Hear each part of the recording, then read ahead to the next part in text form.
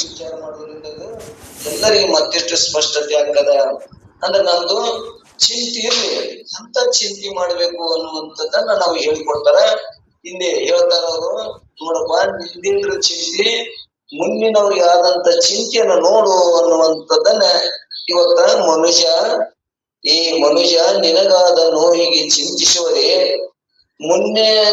ಮುಂದಿನವರಿಗಾದ ಬಾಧೆಯ ನೋಡಲು, ಮೊದಲಿನವರಿಗೆ ಎಂತಂತ ಬಾಧೆ ಅಂದ್ರ ದೇವತೆಗಳ ಅನ್ಸ್ಕೊಂಡವ್ರಿಗೂ ಕೂಡ ಎಷ್ಟು ದುಃಖಿಗಳಾಗಿ ದುಃಖವನ್ನು ಅನುಭವಿಸಿದ್ರು.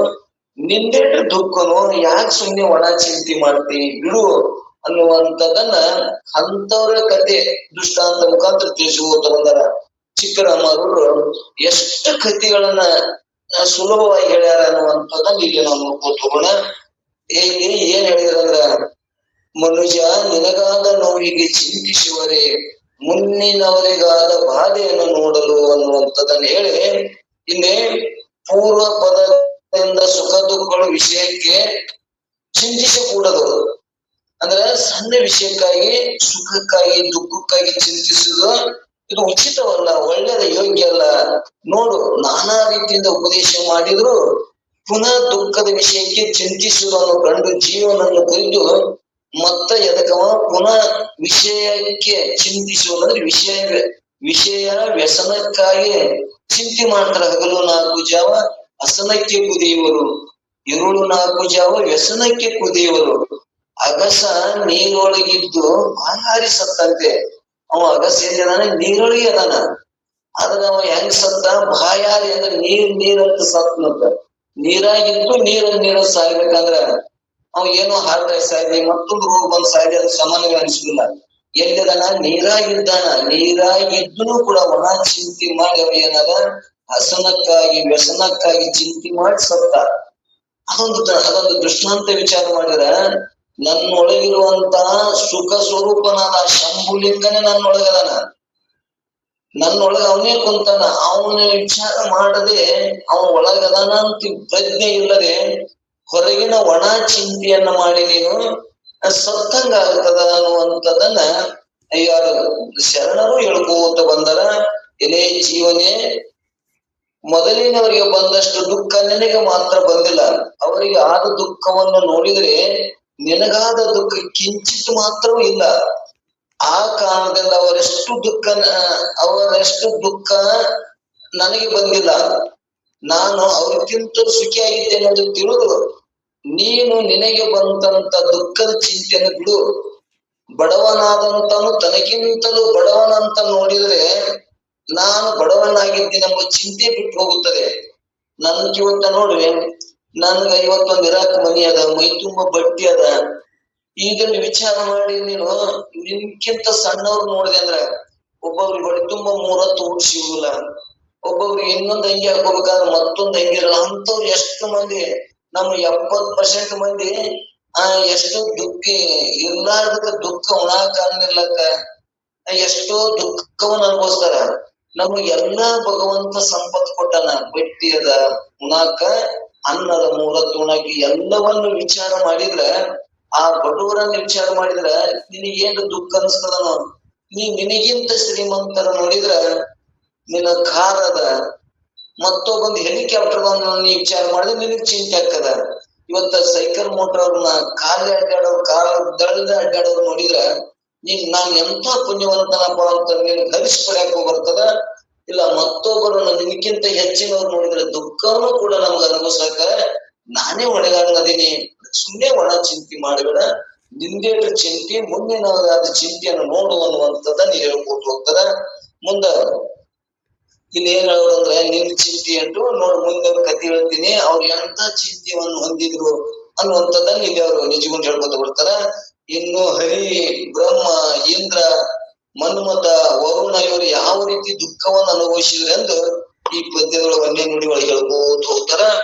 ಹರಿಗಾದ ಹಾನಿ, ಅಜನಿಗಾದ ಎರಡನು, ಸುರಪತಿಗಾದ ಲಜ್ಜೆಯನು, ಪಂಚಶರನಿಗಾದ ಉರಿಯನು, ಹಿಂದುವಿನಿಗಾದ ಕುಂದನು, ವರುಣನಿಗಾದ ದೊಣ್ಣೆಯನ್ನು ನೋಡಲು. ಇಲ್ಲಿ ಮನುಜ ನಿನಗಾದ ನೋವಿಗೆ ಚಿಂತಿಸುವರೆ. ನೋಡಿ ಇಂತಿಂತವ್ರಿಗೆ, ಅಂತ ದೇವತೆಗಳಿಗೂ ಒಳ್ಳೇದನ್ನ ಮಾಡೋರಿಗೆ ಅಂತ ದುಃಖವನ್ನು ಅನುಭವಿಸ್ಯಾರ. ನೀನ್ ಯಾರಿಗೂ ಒಳ್ಳೇದು ಮಾಡ್ಬೇಕಂತೂ ವಿಚಾರ ಇಲ್ಲ, ಸುಮ್ಮನೆ ಒಣ ಚಿಂತೆ ಮಾಡಿ ಯಾಕೆ ಕೊರಗಿ ಸಾಯ್ತೀಯದೆ ಮನುಷ್ಯನೇ. ಅದೇ ಚಿಂತೆಯನ್ನ ಪರಮಾತ್ಮನ ಚಿಂತೆ ಮಾಡಿದ್ರ, ನೀನು ಭಗವಂತ ನಾಮಸ್ಮರಣೆ ಮಾಡಿದಂದ್ರ, ಭಗವಂತ ಹೊಲಿಸುವಂತ ಚಿಂತನೆ ಮಾಡಿದ್ರ ನೀನು ಮೋಕ್ಷವನ್ನು ಹೊಂದಿ ಅನ್ನುವಂಥದ್ದನ್ನ ಇಲ್ಲಿ ನಿಜಗುಣ ಅಭಿಪ್ರಾಯ ಅದ. ಅಂದ್ರ ಕರುಣಿಗೆ ಏನಾಯ್ತಪ್ಪ, ಅವ್ನಿಗೆ ಏನ ಹಾನಿ ಆಯ್ತು ಅನ್ನುವಂಥದ್ದ ನಮ್ಮೆಲ್ಲರಿಗೆ ಕತಿ ಕೇಳಿವಿ. ಆದ್ರೂ ಇಲ್ಲಿ ಮತ್ತು ಒಳ್ಳೆ ಚಿಂತೆ ಮಾಡೋರು ಹೇಳ್ಯಾರ. ಚಿಂತೆ ಮಾಡೋದು ಈ ಕತಿ ಅವಶ್ಯ ಇಲ್ಲ. ಏನ್ ಚಿಂತೆ, ನಾವು ಎಷ್ಟಿದ್ರು ಕೂಡ ನನಗಿನ್ನ ಅದು ಇಲ್ಲ, ಅದು ಹಿಂಗಿರ್ಬೇಕಾಗಿತ್ತು, ಅವ ನನ್ನ ಮಗ ಜಾಣ ಇರ್ಬೇಕಾಗಿತ್ತು, ನನಗ ಕಾರ್ ಇರ್ಬೇಕಾಗಿತ್ತು ಅಂತ ಬರೀ ಒಣ ಚಿಂತೆ, ಬರುವಲ್ಲ ಬಾರಿಸುವಲ್ಲ. ಇದ್ದುದ್ರೊಳಗೆ ಕೊಟ್ಟದ್ರೊಳಗೆ ತೃಪ್ತಿ ಮಾಡ್ಕೊಂಡು ಬದುಕಾಕನು ಬರ್ತದ, ಇಲ್ಲಾರ್ದನ್ನ ನೆನೆದು ಚಿಂತೆ ಮಾಡಿ ಸಾಯಕನು ಬರ್ತದ ಅನ್ನುವಂಥದ್ದಲ್ಲಿ ಇಲ್ಲಿ ಅಭಿಪ್ರಾಯ. ಹರನಿಗಾದ ಕಥೆಯನ್ನು ಹೇಳ್ಕೊತಾರ. ಹರನಿಗೆ ಏನಾಯ್ತಪ್ಪ ಅಂದ್ರ, ವಿಷ್ಣು ಭಗವಂತನು ತನ್ನ ದುಷ್ಟ ಸಂಹಾರಕ ಪರಿಪಾಲಕನೆಂಬ ಬಿರುದ ಅದ. ವಿಷ್ಣು ಪರಮಾತ್ಮ ಏನ್ ಮಾಡ್ತಾನಂದ್ರ ದುಷ್ಟರನ್ನ ಸಂಹಾರ ಮಾಡಿ ಶಿಷ್ಟರನ್ನ ರಕ್ಷಣೆ ಮಾಡ್ತಾನ ಅನ್ನುವಂಥದ್ದನ್ನ ಗೀತಗಳು ಎಲ್ಲ ಈ ಮನುಷ್ಯ ಗ್ಲಾನಿರ್ಭಕ್ತಿ ಭಾರತ ಅನ್ನುವಂಥದ್ದನ್ನ ಹೇಳ್ಕೊತ ಬಂದಾರ. ಅಧರ್ಮವನ್ನ ಹೆಚ್ಚಾದಾಗ ನಾನು ಮತ್ತ ಅವತಾರ ತೊಟ್ಟು ಬಂದು ಆ ದುಷ್ಟರನ್ನು ಸಂಹಾರ ಮಾಡ್ತೀನಿ, ಶಿಷ್ಟರನ್ನ ರಕ್ಷಣೆ ಮಾಡ್ತೀನಿ ಅನ್ನುವಂಥದ್ದು ನಮ್ಗೆಲ್ಲರಿಗೂ ಇರ್ತದ. ಅಂತ ಹರನಿಗೆ ಎಂತ ಕಷ್ಟ ಆಯ್ತು ಅನ್ನುವಂಥದ್ದನ್ನ ಇಲ್ಲಿ ಹೇಳ್ತಾರ ಅವ್ರ ಕತಿ. ಏನ್ ಹೇಳ್ತಾರಪ್ಪ ಅಂದ್ರ, ಶಿಷ್ಟರನ್ನು ರಕ್ಷಿಸುತ್ತಾ ದುಷ್ಟರಿಗಾಗಿದ್ದ ರಕ್ಕಸರನ್ನು ಸಂಹರಿಸುತ್ತಿದ್ದನು. ಎಲ್ಲೆಲ್ಲಿ ದುಷ್ಟರಾಗಿದ್ದ ರಕ್ಕಸರು ವಾಸ ಮಾಡುತ್ತಿದ್ದರು ಅಲ್ಲೆಲ್ಲಿಗೆ ತನ್ನ ಸುದರ್ಶನ ಚಕ್ರಕ್ಕೆ ಕಳಿಸಿ ಅವರ ತಲೆಯನ್ನು ಕತ್ತರಿಸಿ ಬಿಡುತ್ತಿದ್ದನು. ಯಾರು? ವಿಷ್ಣು. ಎಲ್ಲೆಲ್ಲಿ ರಕ್ಕಸರ ಅಂದ್ರೆ ದುಷ್ಟರದಾರ, ಅವ್ರು ದುಷ್ಟರನ್ನ ಶಿಷ್ಟರನ್ನ ಪರಿಪಾಲನಕ್ಕೆ ಮಾಡಕ ಋಷಿ ಮುನಿಗಳನ್ನ ಒಳ್ಳೆ ಶರಣರನ್ನ ರಕ್ಷಣೆ ಮಾಡಕ್ಕೆ ಏನ್ ಮಾಡ್ತಿದ್ದ ವಿಷ್ಣು ಪರಮಾತ್ಮ ತನ್ನ ಸುದರ್ಶನ ಚಕ್ರವನ್ನು ಬಿಡುತ್ತಿದ್ದ. ಆ ಸುದರ್ಶನ ಚಕ್ರ ಬಿಟ್ಟಾಗ ಅವರು ದುಷ್ಟರನ್ನ ರಕ್ಕಸರನ್ನ ತೆರೆ ಕಟ್ಟು ಮಾಡ್ತಿತ್ತು. ಅವಾಗ ಒಂದಿಷ್ಟು ಮಂದಿ ದುಷ್ಟರು ಏನ್ ತಿಳ್ಕೊಂಡ್ರಂದ್ರ, ನಾವು ದುಷ್ಟರದೇವಿ, ನಮ್ಮ ಇದು ಸಂವಾದ ಮಾಡ್ತದ, ನಾವು ಒಳ್ಳೆ ಒಂದು ಋಷಿ ಮುನಿಯಲ್ಲಿ ಅಲ್ಲಿ ನಾವು ವಾಸ ಮಾಡಿದೇವಂದ್ರ ಅಲ್ಲಿ ಸುದರ್ಶನ ಚಕ್ರ ಬರುದಿಲ್ಲ, ನಾವು ಬಚಾವ್ ಆಗುತ್ತೀವಿ ಅಂತ ತಿಳ್ಕೊಂಡು ಅವ್ರು ಏನ್ ಮಾಡಿದ್ರಪ್ಪ ಅಂದ್ರ, ಆ ಅನೇಕ ಋಷಿಗಳಲ್ಲಿ ಅಂತಲ್ಲಿ ಆಶ್ರಮಗಳಲ್ಲಿ ಸೇರ್ಕೊಂಡ್ರು. ಅವಾಗ ಭೃಂಗ ಋಷಿ ಆಶ್ರಮದಲ್ಲಿ ತಮ್ಮ ವೇಷವನ್ನು ಬದಲಿಸಿಕೊಂಡು ಹೋಗಿ ಋಷಿಗಳಲ್ಲಿ ಶರಣಾಗತರಾಗಿ ಅಲ್ಲಿ ವಾಸ ಮಾಡುವಂತರಾದರು. ಇದು ಪರಮಾತ್ಮ ಹೆಂಗದನ, ಸರ್ವಜ್ಞ ಮೂರ್ತಿದನ, ಸರ್ವವನ್ನು ಅರಿತಾನ. ಸರ್ವಜ್ಞ ಮೂರ್ತಿಯಾದ ವಿಷ್ಣು ಭಗವಂತಿಗೆ ತಿಳಿಯಿತು. ಆಗ ಭಗವಂತ ಏನ್ ಮಾಡ್ದ, ಆ ಋಷಿಗಳ ಆಶ್ರಮದಲ್ಲಿ ಇಲ್ಲದ ಸಮಯವನ್ನು ಸಾಧಿಸಿ ಆಶ್ರಮಕ್ಕೆ ಹೋಗಿ ಆ ವೇಷಧಾರಿಯಾದ ರಕ್ಕಸರನ್ನ ತನ್ನ ಚಕ್ರದಿಂದ ಬಿಟ್ಟವ್ರ ತನ್ನ ಚಕ್ರವನ್ನು ಬಿಟ್ಟು ಆ ರಕ್ಕಸರನ್ನ ಏನ್ ಮಾಡ್ತಿದ್ದ, ಕೊಲ್ಲುತ್ತಿದ್ದ. ಆವಾಗ ಅವರು ಋಷಿಗಳು ಏನ್ ಮಾಡಿದ್ರ ಅಂದ್ರೆ, ಇವರು ರಕ್ಕಸರು ಮತ್ತೆ ಏನ್ ಮಾಡಿದ್ರ ಅಷ್ಟಕ್ಕೆ ಬಿಡಿಲ್ಲ. ಆ ಋಷಿಗಳ ಹೆಂಡರಾದ ಅವರು ಒಳ್ಳೆಯ ಪತಿವೃತ್ತೆಯಾಗಿರೋದ್ರಿಂದ ಅವರಲ್ಲಿ ಏನಾಯ್ತಪ್ಪ ಅಂದ್ರೆ ಅದ್ಭುತ ಒಂದು ಶಕ್ತಿ ಇರ್ತಿತ್ತು. ಆ ಶಕ್ತಿ ಇರೋದ್ರ ಸಂಬಂಧ ಅವ್ರಲ್ಲಿ ಹೋಗಿ ಆ ದುಷ್ಟರವರನ್ನ ನನ್ನ ರಕ್ಷಣೆ ಮಾಡು, ನಮ್ಮನ್ನು ಉಳಿಸು ಅಂತೇಳಿ ಅವರಿಗೆ ಪ್ರಾರ್ಥನೆ ಮಾಡ್ಕೊಂಡಾಗ ಅವ್ರು ಏನ್ ಮಾಡ್ತಿದ್ರು ಅಂದ್ರ, ತಾಯಿ ಏನ್ ಮಾಡಿದ್ರು, ಅವ್ರ ರಕ್ಷಣೆ ಮಾಡಕ್ಕೆ ನಿಂತ್ರು. ಅವಾಗ ಆ ಭಗವಂತನ ಹಾಗೆ ಹೀಗೆ ಬಿಟ್ರ ಜಗತ್ ಕಂಟಕರಾದ ಇವ್ರು ಏನದಾರ, ಜಗತ್ತನ್ನ ಕಂಟಕರು. ಅವರು ತಮ್ಮ ಸಾವನ್ನು ಬಿಡ್ತಿರಲ್ಲ, ಜಗತ್ತನ್ನು ನಾಶ ಮಾಡುವಂತ ಭಯೋತ್ಪಾದಕ ನೋಡ್ತೇವೆ.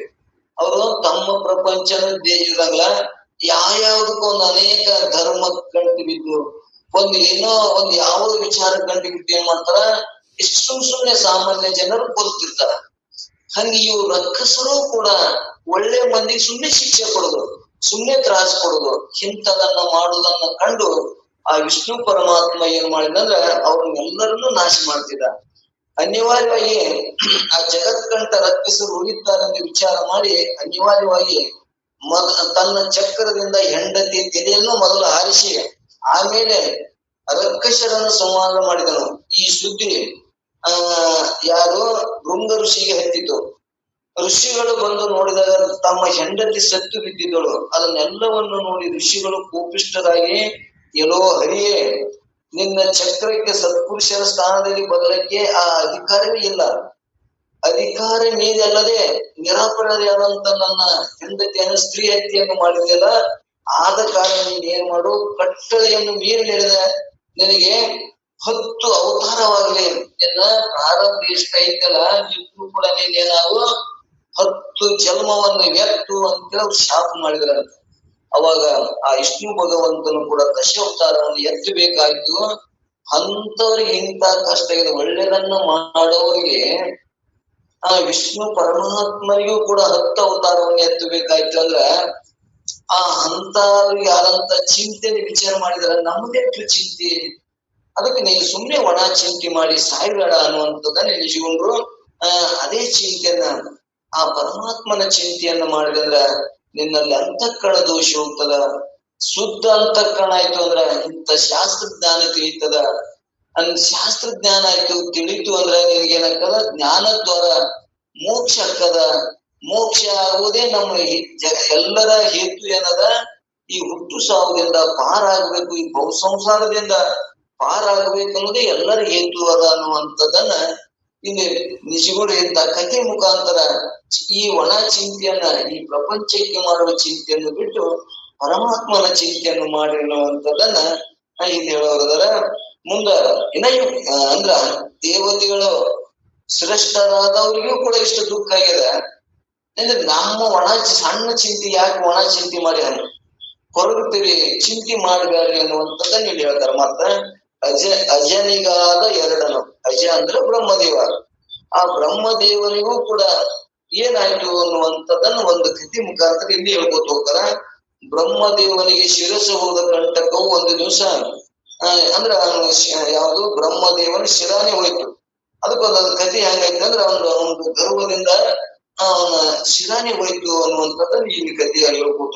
ಒಂದು ದಿವಸ ಬ್ರಹ್ಮನು ಗರ್ವದಿಂದ ಹಸನ್ಮುಖನಾಗಿ ಶಿವನ ಸೇವೆಯಲ್ಲಿ ಬಂದು ಶಿವನಿಗೆ ನಮಸ್ಕರಿಸದೆ ಆ ಹುಚ್ಚನಿಗೆ ಪಂಚಮುಖಗಳಿರೋದ್ರಿಂದ ಇಷ್ಟು ಶ್ರೇಷ್ಠನಾಗಿರುವನೆ ಎಂದು ನಿಂದೆ ಮಾಡುತ್ತಾ ನಾನು ಸಹ ಮತ್ತೊಂದು ಶಿರವನ್ನು ಧರಿಸಿದ್ದೇನೆಂದು 5ನೇ ಶಿರವನ್ನು ತಾಳೆ, ಎಲೆ ಶಿವನೇ, ನಿನ್ನಂತೆ ನಾನು ಜಗದಾರೆಯು ನಿತ್ಯನಾದ ನನ್ನನ್ನು ಮರೆಯಬೇಕಾರೆ ನಿನ್ನನ್ನು ಕಾಪಾಡುವೆನು, ಇಲ್ಲವಾದರೆ ನಾಶ ಹೊಂದುವೆಂದು ಕಠಿಣ ವಾಕ್ಯವನ್ನಾಡಲು ಶಿವನ ಅಂದ್ರ ಶಿವನಿಗೂ ಕೂಡ ನೀನು ನಾನೇನು ಬ್ಯಾರೆ ದೇವನು ಅಂತ ತಿಳ್ಕೊಬ್ರಿ. ಎಷ್ಟೋ ಸುಮ್ನೆ ದೇವ್ರು ಏನ್ ಕೊಟ್ಟಾನ ಏನ್ ಮಾಡ್ಯಾನಂತ ನಿಂದ ಮಾಡ್ತಿರ್ತಾರ.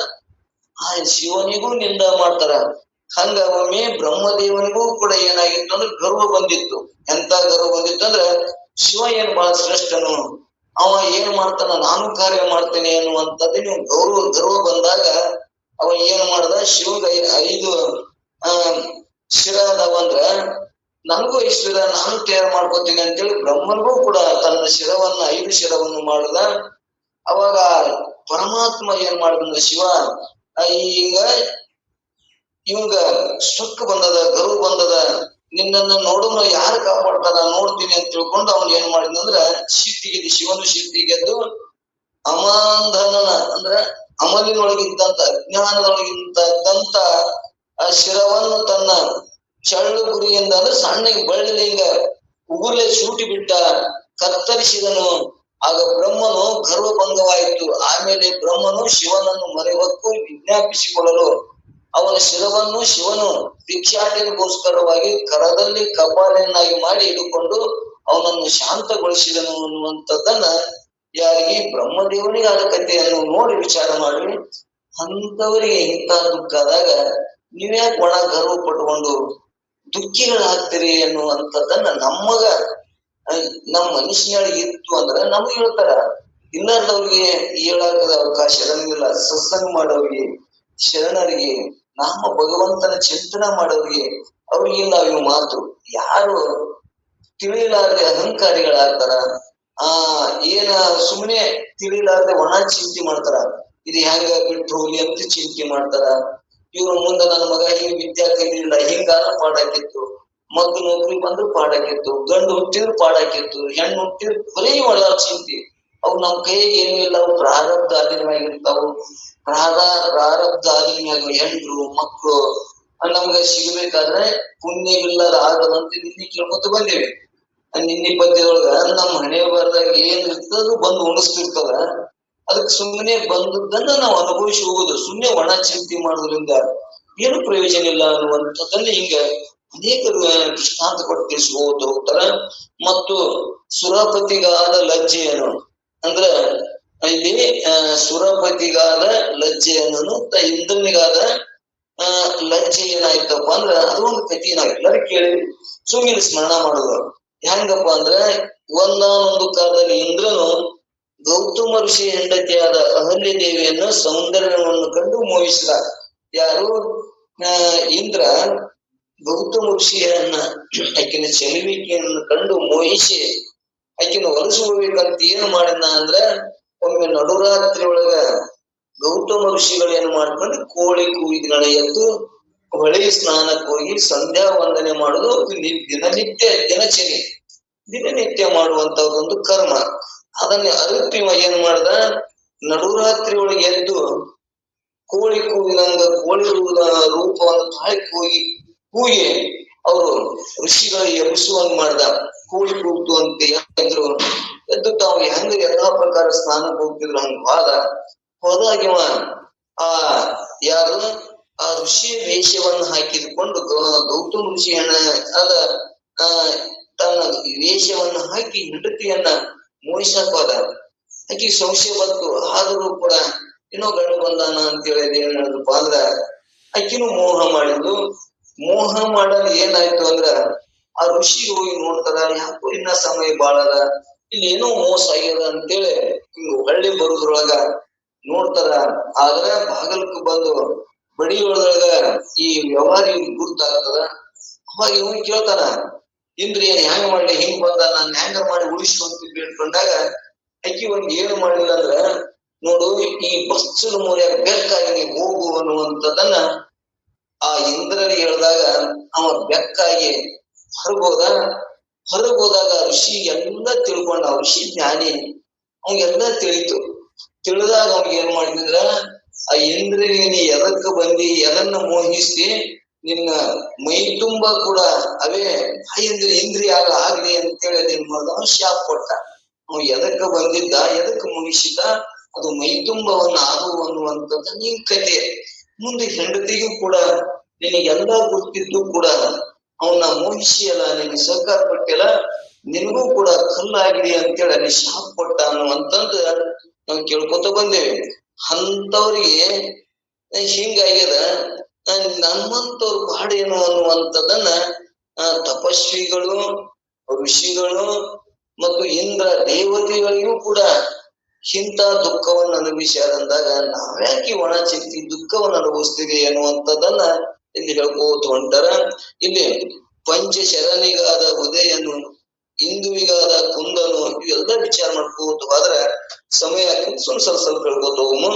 ಪಂಚಬಾಣಗಳಿಂದ ಕೂಡಿದ ಮನ್ಮಥನನ್ನ ಶಿವನ ತಪಸ್ಸಕ್ಕೆ ಕುಂತ ಕಾಲದಲ್ಲಿ ಸಾಮಾನ್ಯ ಜೀವಿಗಳ ಮೇಲೆ ತನ್ನ ಬಾಣವನ್ನು ಹೇಗೆ ಬಿಡುತ್ತಾನೋ, ಹೆಂಗ ಇವ ಮನ್ಮಥನ ಬಾಣಗಳು ಹೆಂಗ ನಮ್ಗ ಕಾಮನೆ ಹುಟ್ಟುವಂಗ ಆಗತ್ತಾವೋ, ಹಂಗ ಇಲ್ಲಿ ಶಿವನು ಕೂಡ ತಪಸ್ಸು ಮಾಡಿದಾಗ ಅವನಿಗೆ ಎಬ್ಬಿಸಕ್ಕೆ ಯಾರಿಗೆ ಸಾಧ್ಯ ಆಗೋಲ್ಲ. ಅವಾಗ ಇವ ತನ್ನ ಪ್ರೇಮದ ಬಾಣಗಳನ್ನ ಆ ಶಿವನ ಮೇಲೆ ಬಿಟ್ಟಾಗ ಶಿವನ ಆ ತಪಸ್ಸಿನಿಂದ ಎದ್ದು ಏನ್ ಮಾಡಿದ್ರೆ ಆ ಶಾಪವನ್ನು ಕೊಡ್ತಾನ. ಎಂತ ಶಾಪ ಕೊಡ್ತಾನ ಅಂದ್ರ ಆ ಮನ್ಮಥ ಆ ನಾಶ ಆಗುವಂಗ ಶಾಪ ಕೊಡ್ತಾನ. ಶಾಪ ಕೊಟ್ಟಾಗ ರತಿದೇವಿ ಮತ್ತು ಎಲ್ಲ ಋಷಿಗಳಿಗೂ ಕೂಡ ಒಂದು ಏನು ತಪ್ಪಿಲ್ಲ. ಇಲ್ಲಿ ಲೋಕದೊಳಗೆ ಏನಾಗಕತ್ತಿತ್ತು ಅಂದ್ರ ಅನೇಕ ರಾಕ್ಷಸರು ಅಧರ್ಮದಿಂದ ನಡೆಯುವಾಗ ನೀವು ಯೋಗ ನಿದ್ರೆಯಿಂದ ನಿಮ್ಗೆ ಎಬ್ಸಕ್ಕೆ ಯಾರಿಗೆ ಸಾಧ್ಯ ಆಗಿದ್ದಿಲ್ಲ. ಮನ್ಮಥಂದ ಏನು ತಪ್ಪಿಲ್ಲ ಅಂತಂದಾಗ ಮತ್ತವ ಏನು ಹೊರ ಕೊಟ್ಟನಂದ್ರ ನೀನು ಎಲ್ಲರ ಮನುಷ್ಯನೊಳಗ ಭಯಕ್ಕೆ ಅನ್ನೋದು ಇರ್ಲಿ ಅನ್ನುವಂಥದ್ದನ್ನ ಮತ್ತ ಹೊರ ಕೊಟ್ಟನಂತ. ಅಂದ್ರ ಮನ್ಮಥನ್ನ ನಾಶಿ ಮಾಡಿ ಮತ್ ಎಲ್ಲರೊಳಗಿರುವಂಗ ಅವ ಏನ್ ಮಾಡಿದಂದ್ರ ಅಲ್ಲಿ ಹೊರ ಕೊಟ್ಟ ಅನ್ನುವಂಥದ್ದನ್ನ ಕತಿ ಕೇಳ್ಕೊತ ಬಂದೇವೆ. ಇದು ಅಂತವ್ರಿಗೆ ಇಂತ ಹಾನಿ ಆಗ್ಯದಂದ್ರ ನೀ ಯಾಕೆ ವಿಚಾರ ಮಾಡ್ತೀಯಪ್ಪ. ಇಂದುವಿಗಾದ ಕುಂದನು, ಇಂದು ಅಂದ್ರೆ ಚಂದ್ರನು, ಅವನು ಚಂದ್ರನಿಗೂ ಕೂಡ ಏನಾಯ್ತು ಅಂದ್ರೆ ಅದೇ ಇದೆ ಎಲ್ಲರ ಕೈಲಿದೆ. ಇವಾಗ ಹೆಚ್ಚು ನಾವು ಋಷಿ ಮುನಿಗಳು, ಈಗಿನ ಸನ್ಯಾಸಿಗಳು, ಸಾಧುಗಳು ಯಾರೇ ಹೆಚ್ಚು ಎಲ್ಲಿ ಸೋತಾರ ಅಂದ್ರ ಎಲ್ಲದಕ್ಕಿಂತ ಎಲ್ಲಾ ನಿಶೆಕ್ಕಿಂತ ಇದು ಹೆಣ್ಣಿನ ನಿಶೆ ಅನ್ನೋದು ಬಹಳ ಕೆಟ್ಟ ಅನ್ನುವಂಥದ್ದನ್ನ ತಿಳ್ಸಾಕ ಋಷಿ ಮುನಿಗಳು ಕೂಡ ಅಲ್ಲಿ ಏನಾದ್ರಪ್ಪ ಅಂದ್ರ ಇವತ್ತ ಸೋಲಲಾರದವ್ರು ಯಾರು ಇಲ್ಲ. ಬಾಲೆಯರ ಸುಂದರವನ್ನು ಕಂಡು ಸೋಲದಾತನೇ ವಿರತನವನೇ ವೈರಾಗ್ಯ ಪುರುಷ. ಅಂದ್ರೆ ಒಂದು ನಿಶ್ಚಯ, ಇವತ್ತು ದಾರು ಕುಡಿದ್ರೆ ನಿಶ್ಚಯ ಆಗುದಿಲ್ಲ, ಆ ಕುಡಿದ್ರೆ ನಿಶ್ಚಯ ಆಗ್ತದೆ, ಅದನ್ನ ನೋಡಿದ್ರೆ ನಿಶ್ಚಯ ಆಗುದಿಲ್ಲ. ಇವತ್ತ ಎಲ್ಲ ಒಂದೊಂದು ಏನದಲ್ಲ, ಅವ್ರನ್ನ ಮುಟ್ಟಿದ್ರೆ ಅವನ್ನ ನಿಶ್ಚಯ ಆಗ್ತಾವ. ಆದ್ರೆ ಇವು 5 ಇಂದ್ರಿಯಗಳಿಂದ ಆ ರೂಪದ ವರ್ಣನೆ ಮಾಡಿದ್ರೆ ನೋಡಿದ್ರು ಕೂಡ ಇವು ನಿಶ್ಚಯ ಆಗ್ತದ, ಕೇಳಿದ್ರು ನಿಶ್ಚಯ ಆಗ್ತದ, ಆ ನಾಲಿಗೆಯೊಳಗ ಆ ಶಬ್ದವನ್ನು ಆಡುವುದರಿಂದನೂ ನಿಶ್ಚಯ ಆಗ್ತದ. ಇವು 5 ಇಂದ್ರಿಯಗಳಿಂದ ಯಾವ್ದು ನಿಶ್ಚಯ ಆಗ್ತದಂದ್ರ ಈ ಹೆಣ್ಣಿನ ಅನ್ನುವಂಥದ್ದನ್ನ ಇಲ್ಲಿ ಒತ್ತು ಕೊಟ್ಟು ಹೇಳ್ಯಾರ. ಅದಕ್ಕೆ ಇಲ್ಲಿ ಯಾರಿಗಪ್ಪ ಅಂದ್ರ ಚಂದ್ರನಿಗೂ ಕೂಡ ಸೋತ ಅನ್ನುವಂಥದ್ದನ್ನ ಇಲ್ಲಿ ಕಥೆ ಹೇಳ್ತಾರ. ಒಂದ್ ದಿವ್ಸ ಚಂದ್ರನು ಕೂಡ ಬೃಹಸ್ಪತಿ ಆಚಾರ್ಯರಲ್ಲಿ ವಿದ್ಯಾಭ್ಯಾಸ ಮಾಡ್ತಿದ್ದ. ಗುರು ಚಂದ್ರನ ಗುರು ಯಾರಪ್ಪ ಅಂದ್ರೆ ಬೃಹಸ್ಪತಿ ಆಚಾರ್ಯರಲ್ಲಿ ವಿದ್ಯಾಭ್ಯಾಸ ಮಾಡ್ತಿದ್ದ. ಇವ ಬಹಳ ಸುಂದರವಾಗಿದ್ದ. ಆಚಾರ್ಯರ ಮನೆಯಲ್ಲಿ ಇಲ್ಲದ ಸಮಯ ನೋಡಿ ಆಚಾರ್ಯ ಹೆಂಡತಿ ತಾರ ಇವನ ರೂಪಕ್ಕೆ ಮರಳಾಗಿ, ಚಂದ್ರನ ರೂಪಕ್ಕೆ ಮರಳಾಗಿ ಇವನನ್ನ ಒಲಿಸುವಂತೆ ಪ್ರಯತ್ನ ಮಾಡಿದ್ರು. ಆದ್ರೂ ಚಂದ್ರ ಏನ್ ಮಾಡ್ದಿಲ್ಲ, ಅಲ್ಲಿ ಮೋಹಿಸಲಿಲ್ಲ. ಅವಾಗ ಎಂತ ಅಂದ್ರ ಈ ಕಾಮದ ರತಿ ವಿಚಾರಗಳನ್ನ ಅವನು ಬೋಧಿಸ್ತಾಳಲ್ಲಿ. ಯಾರು? ತಾರಾಮದ ಹೆಂಡತಿ. ಯಾರ ಹೆಂಡತಿ? ಬೃಹಸ್ಪತಿ ಹೆಂಡತಿ. ಆ ಇವನ ರೂಪಕ್ಕೆ ಇವನನ್ನು ಒಲಿಸುವಂತೆ ಪ್ರಯತ್ನ ಮಾಡಿದಳು. ಆದರೂ ಇವನು ಗುರುವಿನ ಹೆಂಡತಿ ಎಂದು ತಿಳಿದು ಅಷ್ಟಕ್ಕೆ ಒಪ್ಪಲಿಲ್ಲ. ಪುನಃ ಇವನಿಗೆ ಏನಂದ್ರೆ ಕಾಮಶಾಸ್ತ್ರವೇ ಬೋಧಿಸಿ ಅವನನ್ನು ಒಲಿಸಿಕೊಂಡಳು. ಈ ಸುದ್ದಿ ಆಚಾರ್ಯನಿಗೆ ತಿಳಿಯಿತು. ಅವನು ವಿಚಾರಿಸುತ್ತಿರಲಕ್ಕಾಗಿ ಅದರಲ್ಲಿ ಚಂದ್ರನು ತಪ್ಪಿಲ್ಲದೆ ತಿಳಿದು ಬಂತು. ಸ್ತ್ರೀ ಸ್ವಭಾವಕ್ಕನುಸಾರವಾಗಿ ಈಕೆ ಮೋಹಿಸಿದ್ದಾಳೆ. ಆದ್ದರಿಂದ ಆಯ್ಕೆಯದು ತಪ್ಪಿಲ್ಲ. ಆದ್ರೆ ಆಯ್ಕೆಯನ್ನು ಮೋಹಿಸುವಂತೆ ಮಾಡಬೇಕಾದ್ರೆ ಚಂದ್ರ ಸುಂದರ ರೂಪಕ್ಕೆ ಕಾಣುವಲ್ಲವೇ? ಆಕೆ ಹೆಂಡತಿ ಮೋಹಿಸಬೇಕಾದ್ರ ಇವನ ರೂಪಕ್ಕ ಮರಳಲ್ಲ. ಚಂದ್ರದ ತಪ್ಪಿಲ್ಲ, ಇವನ್ ಹೆಂಡತಿ ತಪ್ಪಿಲ್ಲ. ಇವನ ಚದುವಿಕೆ ಏನಲ್ಲ, ಚದುವಿಕೆಗೆ ತಪ್ಪು ಅನ್ನುವಂಥದ್ದನ್ನು ಕಂಡುಕೊಂಡ ರೀತಿ ಬೃಹಸ್ಪತಿ ರುಚಿ ಮಾಡ್ದ. ಇದಕ್ಕೆ ಬೇರೆ ಕಾರಣವಿಲ್ಲ. ಒಂದು ಚಂದ್ರನಿಗೆ ಯಾವ ಸುಂದರ ರೂಪ ಇತ್ತು ಅದೇ ಕುಂದು ಹೋಗಲಿ ಎಂದು ಶಾಪವನ್ನು ಕೊಡುವಂತನವರು. ಇಂಥ ಹಾನಿ ನಿನಗೆ ಆಗಿಲ್ಲ, ನಿನಗೇನು ಇಂಥ ಏನು ಅಂತ ಚಂದ್ರನಿಗೂ ಕೂಡ ಇವತ್ತ ಗ್ರಹಣ ಹಿಡಿದಾಗಲಿ, ಇವತ್ತ ಅಮಾಸೆ ಆಗಲಿ, ಅವಗೂ ಕೂಡ ಈಗ ಶಾಪ ಆಯ್ತು ಅನ್ನುವಂಥದ್ದನ್ನ ನಾವು ಕತೆ ಕೇಳ್ಕೊತ ಬಂದೇವೆ. ಹಿಂಗ ಅನೇಕ ಕಥೆಗಳು. ವರನಿಗಾದ ದೊಣ್ಣೆಯನ್ನು ನೋಡಲು ಅನ್ನುವಂಥದ್ದನ್ನ ಇದು ಕಥೆ ನಮ್ಗೆಲ್ಲರಿಗೂ ಗೊತ್ತದ. ಇದು ಏನಪ್ಪಾ ಅಂದ್ರ, ಒಂದು ದಿವಸ ಸ್ವರ್ಗದಲ್ಲಿ ಇಂದ್ರಾದಿ ದೇವತೆಗಳಿಗೂ ಅಗಸ್ತ್ಯ ಮುನಿಗಳು ಕೂಡಿಕೊಂಡು ನಾರದರಿಂದ ಭಸ್ಮಧಾರಣೆ ಮಹಿಮೆಯನ್ನು ಶ್ರವಣ ಮಾಡುತ್ತಿದ್ದರು. ಆ ಕಾಲದಲ್ಲಿ ವರ್ಣನು ಬಂದ. ಅಮರಾವತಿಗೆ ದೈತ್ಯರ ದಾಳಿ ಬರುವುದೆಂದು ಇಂದ್ರನಿಗೆ ಹೇಳಿದನು. ಆಗ ಅಗಸ್ತ್ಯನು ಇದನ್ನು ಕೇಳಿ, ಇದೇ ವರ್ಣನೆ, ಇಂದ್ರನು ಚಿತ್ತಾಕಾಕೃತಿಯಿಂದ ಶ್ರವಣ ಮಾಡಲಿಕ್ಕೆ ಕುಳಿತ ಕಾಲದಲ್ಲಿ ಯಜ್ಞ ರೂಪದಿಂದ ವಿಷಯಾಂತರವನ್ನು ಮಾಡಿದ ನೀನು ದೈತ್ಯನಾಗೆಂದು ಪಾಪವಿತ್ತನು. ಆಗ ವರ್ಣನು ಭಯಗ್ರಸ್ತನಾಗಿ ನಿರಪರಾಧಿಯಾದ ಅಗಸ್ತ್ಯನು ಕೇಳಲು ಶಿವಭಕ್ತರ ಕೈಯಲ್ಲಿ ಭಸ್ಮನ್ನು ಕಂಡು ಕೂಡಲೇ ನಿಶಾಪವೆಂದು ಹೇಳಿದನು. ಆಮೇಲೆ ದೇವತೆಯಾದ ವರ್ಣನು ದೈತ್ಯನಾಗಿ ಕೊರತೆ ಹೊಂದಿದನು ಅನ್ನುವಂಥದ್ದನ್ನ ಇದು ಕಥೆ ನಮ್ಗೆಲ್ಲರಿಗೂ ಗೊತ್ತದ. ಯಾರು ವಿಭೂತಿ ಹಚ್ಚಿಕೊಂಡು ವಿಭೂತಿಯ ಮಹಿಮೆಯನ್ನು ಹೊಗಳುವಾಗ ಅವ ಬಂದಲ್ಲಿ ವಿಷಯಾಂತರ ಮಾಡ್ದ. ದೈತ್ಯರು ನಮ್ಮನ್ನ ಬಂದು ಏನ್ ಮಾಡ್ತಾರ ಅಂದ್ರ ನಾಶ ಮಾಡ್ತಾರ ಅನ್ನುವಂಥದ್ದನ್ನ ಬಂದಾಗ ಯಾರು ಭಸ್ಮವನ್ನ ಹಚ್ಕೋತಾರ, ಭಸ್ಮದೊಳಗೆ ಎಂತ ಶಕ್ತಿ ಅದ ತಿಳ್ಕೊಂಡಾಗ ಅವ್ರು ನಾಶ ಮಾಡುದಿಲ್ಲ. ದೈತ್ಯರಾಗ್ಲಿ ಪಿಚಾಚಾಗ್ಲಿ ಯಾವ ಕಾಡುದಿಲ್ಲ. ಅದಕ್ಕೆ ನಾವು ಭಸ್ಮವನ್ನ ನಾವು ಶ್ರದ್ಧಾದಿಂದ ಹಚ್ಕೋಬೇಕು. ಹಚ್ಕೊಳ್ಳಾರ್ದಾಗ ವಿಷಯಾಂತರ ಮಾಡೋದ್ರಿಂದ ವರ್ಣ ಅಂದ್ರೆ ಮಳೆ ಕೈತಂದ್ರ ಅಲ್ಲಿ ಏನಾಗ್ತಾನ, ಅವನು ಕೂಡ ಭಯಗ್ರಸ್ತನಾಗ್ತಾನ, ಅವನು ಶಾಪಸ್ಥ ಆಗ್ತಾನ ಅನ್ನುವಂಥದ್ದನ್ನ ಇಲ್ಲಿ ಕಥೆ ಹೇಳ್ಕೊತ ಬಂದನ. ಅಂತವರಿಗೆ ಆದ ಹಾನಿಯನ್ನು ವಿಚಾರ ಮಾಡಕ್ಕಾಗ್ಲಿ ನಮ್ದೇ ಹತ್ರ ಹಾನಿ ಆಗಿದೆ. ನಾವೇನಂತದ ತಂದೇವೋ ಅಂತ ನಮ್ಗೆ ಯಾವ ಶಕ್ತಿ ಅದ, ಅದಕ್ಕೆ ಅಂತದ ತಿಳಿದುಕೊಂಡು ಯಾಕೆ ಒಣ ಚಿಂತೆ ಮಾಡ್ತೀರಿ, ಚಿಂತೆ ಮಾಡಬೇಡ್ರಿ ಅನ್ನುವಂತ ಪ್ರಾರಬ್ಧ ಅನುಗುಣವಾಗಿ ಎಲ್ಲ ಕಾರ್ಯ ಆಗ್ತಾವ. ಅದನ್ನ ತಪ್ಪಿಸಬೇಕಾದ್ರ ಭಗವಂತನ ಚಿಂತನೆ ಮಾಡ್ರಿ. ಶಿವನಾಮವನ್ನ ಯಾವಾಗಲೂ ಬಿಟ್ಟು ಬಿಡದೆ ಸಮಯ ಸಿಕ್ಕಾಗ ನುಡಿದ್ರಿ ಅಂದ್ರ ನಮ್ಗೆ ಒಳ್ಳೆ ಬಹಳ ಫಲ ಸಿಗುತ್ತದ ಅನ್ನುವಂಥದ್ದನ್ನ ಇಲ್ಲಿ ನೀತಿ ಕ್ರಿಯಾವುಳ್ಳವರಾಗಿ ಈ ಕಥೆ ಹೇಳ್ಬೋದು ಅಂತಾರ. ಇನ್ನೂ 5 ನುಡಿಯರು. ರವಿಗಾದ ಭವಣೆಯನ್ನು, ಹಿಮಪತಿಗಾದ ಭಾರವ, ದಕ್ಷಿಣಗಾದ ಕೊರತೆಯನ್ನು, ಹವ್ಯ ವಾಹನಿಗಾದ ಅನುಗೆಡದಂತ ವಾಹನಿಗಾದನು ಗೆಡತಕ ನೆನೆಸುವ ಗಾದುರಿ ದೇವರನ್ನು ನೋಡಲು ಅನ್ನುವಂಥದ್ದು ಹೇಳ್ಕೊತ ಬಂದಾರ. ಗುರುದೇವನು ಅಂದ್ರೆ ಎದೆಯ ಮೇಲೆ ಗಾಯ ಅನ್ನ ಮತ್ತು ಆತಂಕ ನೆನೆಸುವವನಿಗೆ, ಯಮನೆಂದು ಇಳಿಸಿಕೊಳ್ಳುವವನಿಗೆ, ವಾಹನನಿಗಾದ ಆತಂಕವನ್ನು ನೆನೆಸುವ ಆ ದುರನಿಗಾದ ಅನ್ನುವಂಥದ್ದನ್ನ ಇಲ್ಲಿ ಕೂಡ ದಕ್ಷಿಣಿಗಾದ ಇವೆಲ್ಲ ಕಥೆಗಳನ್ನ ಕೇಳಿದ್ರ ನಿಂದೇಟ್ರದು ದುಃಖ ಅನ್ನುವಂಥದ್ದನ್ನ ಇಲ್ಲಿ ಕಥೆ ಹೇಳ್ಕೊತ ಹೋಗ್ಯಾರ. ರವಿಗಾದ ಭವಣೆಯನ್ನು ಅಂದರೆ ಬ್ರಹ್ಮಾಂಡವನ್ನು ಸುತ್ತುವ ಕಷ್ಟವನ್ನು, ಸೂರ್ಯನ ಜೀವನ್ ಮುಕ್ತಿಯನಾಗಿದ್ರು ಪರಶಿವನಿಂದ ಪ್ರೇರಿತವಾದ ಪ್ರಾರಬ್ಧ ಕರ್ಮಗಳಲ್ಲಿ ಯಕ್ಷನಾಗಿ ಬ್ರಹ್ಮಾಂಡವನ್ನು ಸುತ್ತತಕ್ಕನಾದನು. ಇವನಿಗೆ ಒಂದು ಗಳಿಯೂ ಸಹ ಪುರುಸೊತ್ತಿಲ್ಲ. ನಮಗೆ ವಿಶ್ರಾಂತಿ ಮೊದಲಾದರೂ ಬೇಕಾಗುತ್ತದೆ. ಇವನನ್ನು ನಿತ್ಯದಲ್ಲಿ 24 ತಾಸು ಕಾರ್ಯ ಮಾಡಿದನು, ನಮ್ಗೆ ವಿಶ್ರಾಂತಿ ಇಲ್ಲ ಅನ್ನುವಂಥದ್ದು ರವಿ ಅಂದ್ರೆ ಸೂರ್ಯ ಕಿಂತ ಕೂಡ ಅವನಿಗೂ ಏನಾಯ್ತು ಅಂದ್ರೆ ಶಾಪ ಆಯ್ತು ಅನ್ನುವಂಥದ್ದು ಹೇಳ್ಕೊತ ಬಂದಾರ. ಅಹಿಪತಿಗಾದ ಭಾರವನ್ನು, ಆದಿಶೇಷ ಬ್ರಹ್ಮದೇವನ ಆಜ್ಞೆಯಂತೆ ಅಲ್ಲಾಡುವ ಬ್ರಹ್ಮಾಂಡವನ್ನು ತೆರೆಯ ಮೇಲೆ ಹೊತ್ತುಕೊಂಡಿದ್ದಾನೆ. ಇಂಥ ಕಷ್ಟವು ನಿನಗೇನು ಪ್ರಾಪ್ತಿ ಆಗಿದೆ? ನಿನಗೇನ ಹಂಗ ತೆಲಿ ಮ್ಯಾಗ ಬ್ರಹ್ಮಾಂಡನ ಹೊತ್ತುವಂತ ಕಷ್ಟ ನಿನಗೇನ್ರ ಆಗ್ಯದನು ಅಂದ್ರ ಆಗಿಲ್ಲ. ಯಾಕೆ ಸುಮ್ನೆ ಒಣ ಚಿಂತೆ ಮಾಡ್ತೀರಿ?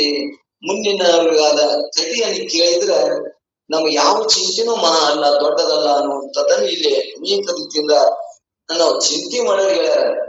ಪರಮಾತ್ಮನ ಚಿಂತೆ ಮಾಡೋರಿಗೆ ಅಲ್ಲ. ಯಾಕಂದ್ರೆ ಇಂಥವ್ ನೆಪ ಮಾಡ್ಕೊಂಡ್ರ, ಸ್ಮರಣ ಮಾಡ್ಕೊಂಡಿದ್ರ ನಮಗೂ ಎಷ್ಟು ದುಃಖಪ್ಪ. ಹಂಗಿಂತ ರಮಣ ನಳ ಪಾಂಡವ್ಯ ಅಂತ ಕೈಯದಂದ್ರ ನಮ್ಮೆಷ್ಟು ದುಃಖ ಅನ್ನುವಂಥದ್ದನ್ನ ನಾವೇನ್ ಮಾಡ್ಬೇಕಂತಂದ್ರೆ ಧೈರ್ಯ ತಾಳ್ಕೊಂಡು ಅದನ್ನ ಬಹಳ ಚಿಂತೆ ಮಾಡದೆ ಬಿಟ್ಟು ಪರಮಾತ್ಮನ ಚಿಂತೆ ಮಾಡಕ್ ಅವಶ್ಯ ಬರ್ತದ ಅನ್ನುವಂಥದ್ದನ್ನ ಹೇಳ್ಕೊತ ಹೊಂಟಾರ. ದಕ್ಷಿಣಗಾದ ಕೊರತೆಯನ್ನು, ದಕ್ಷ ಬ್ರಹ್ಮನ ಒಂದು ಸಮಯದಲ್ಲಿ ಹಳೆಯನಾದ ಶಿವನ ಮನೆಗೆ ಹೋದಾಗ ಶಿವನು ತನಗೆ ಆದರ ಆತಿಥ್ಯವನ್ನು ಮಾಡದಿರಲು ಕೋಪಿಷ್ಠನಾಗಿ ಹಿಂತಿರುಗಿ ಮನೆಗೆ ಬಂದನು. ಒಂದು ಯಜ್ಞವನ್ನು ಪ್ರಾರಂಭ ಮಾಡಿದನು. ಅದರಲ್ಲಿ ಶಿವನಿಗೆ ಅವಿರ್ಭಾಗವನ್ನು ಕೊಡದೆ ಅವಮಾನ ಮಾಡಿದನು. ತನ್ನ ತಂದೆಯ ಯಜ್ಞ ಮಾಡುವ ಸುದ್ದಿಯನ್ನು ದಾಕ್ಷಾಣಿ ನಾರದರಿಂದ ತಿಳಿದು ಅಲ್ಲಿಗೆ ಹೋಗಲಿಕ್ಕೆ ಪತಿ ಆಜ್ಞೆಯನ್ನು ಕೇಳಿದಳು. ಪತಿ ಹೋಗಬೇಡವೆಂದು ಎಷ್ಟೇ ಸಾರಿ ಹೇಳಿದ್ರು ಕೇಳದೆ ನಂದಿಯನ್ನು ಕರ್ಕೊಂಡು ತಂದೆಯ ಮನೆಗೆ ಹೋದಳು. ಆಗ ತಂದೆಯು ಅವಳಿಗೂ ಸತ್ಕಾರ ಮಾಡಲಿಲ್ಲ. ತನಗೂ ತನ್ನ ಪತಿಯಾದ ಶಿವನಿಗಾದ ಅಪಮಾನಕ್ಕಾಗಿ ತನ್ನ ದೇಹವನ್ನು ಇಡಬಾರದೆಂದು ನಿಶ್ಚಯಿಸಿ ಯಜ್ಞ ಕುಂಡದಲ್ಲಿ ಹಾರಿಕೊಂಡು ದೇಹ ತ್ಯಾಗ ಮಾಡಿದಳು. ಈ ಸಂಗತಿಯನ್ನು ಶಿವನು ತಿಳಿದು ಕೋಪಿಷ್ಠನಾಗಿ ತನ್ನ ಜಡೆಯನ್ನು ನೆಲಕ್ಕಪ್ಪಳಿಸಲು ವೀರಭದ್ರನು ಜನಿಸಿದನು. ವೀರಭದ್ರನು ತನ್ನ ತಂದೆಯಾದ ಶಿವನ ಆಜ್ಞೆಯಂತೆ ದಕ್ಷಿಣ ಯಜ್ಞ ಮಂಟಪಕ್ಕೆ ಹೋಗಿ ಅಲ್ಲಿದ್ದವರನ್ನೆಲ್ಲ ಅಂಗವ್ಯಂಗನಾಗಿ ಮಾಡಿ ದಕ್ಷಿಣ ತೆರೆಯನ್ನು ಕತ್ತರಿಸಿ ಅಗ್ನಿಯಲ್ಲಿ ಹಾಕಿ ಅವರ ದೇಹಕ್ಕೆ ಒಂದು ಹೋತಿನ ತೆರೆಯನ್ನು ಹಂಚಿದನು. ಇದು ಇಷ್ಟು ಹಾನಿಯಂತೂ ನಿನಗಾಗಿಲ್ಲ ಅಂತ ಶಿವ ಪಾರ್ವತಿಯರಿಗೆ ದುಃಖ. ಅಪಮಾನಕ್ಕ ನನಗ ಅಪಮಾನ ಮಾಡ್ಯಾನ, ಗಂಡಗ ಅಪಮಾನ ಮಾಡ್ಯಾನ, ನಾ ಇರುವುದೇ ಬೇಡ ಅಂತೇಳಿ ಅಗ್ನಿ ಕುಂಡದಲ್ಲಿ ಹಾರಿ ಅವು ನಾಶ ಆದ ಸುದ್ದಿಯನ್ನು ಶಿವ ಕೇಳಿ ಶಿವನಿಗೂ ಕೋಪಿಷ್ಠನಾಗಿ ಯಾರಪ್ಪ ವೀರಭದ್ರವನ್ನು ಮಾಡಿ ಅವ್ರ ಕಿವಿ ಕತ್ತರಿಸಿ ಎಲ್ಲರ ಅಂಗವೀನರನ್ನ ಮಾಡಿದಂತ ವಿಚಾರ ಮಾಡಿದ್ರ ಅವರಿಗಾದಂತ ದುಃಖ ಹಾನಿ ನಮಗೇನಾಗಿದೆ ಅನ್ನೋದು ಆಗಿಲ್ಲ ಅನ್ನುವಂಥದ್ದನ್ನ ಇಂತ ಅನೇಕ ಕಥೆಗಳನ್ನ ಹೇಳ್ಕೋತ ಬಂದಾರ.